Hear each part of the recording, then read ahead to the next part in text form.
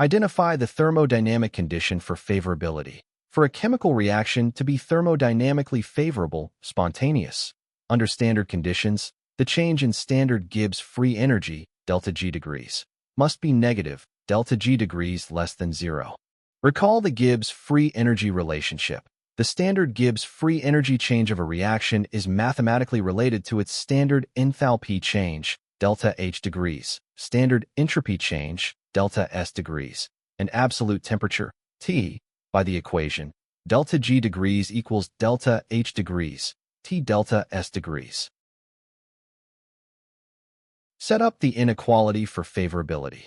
Combine the thermodynamic favorability condition with the Gibbs free energy equation, delta H degrees, T delta S degrees, less than 0. Solve the inequality for delta S degrees.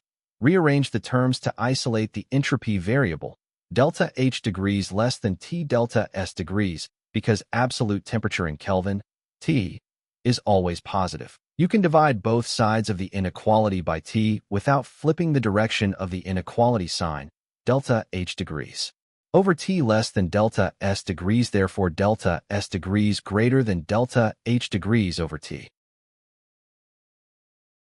Substitute the given temperature. The question specifies that the reaction is thermodynamically favorable under standard conditions at a temperature of 298 Kelvin.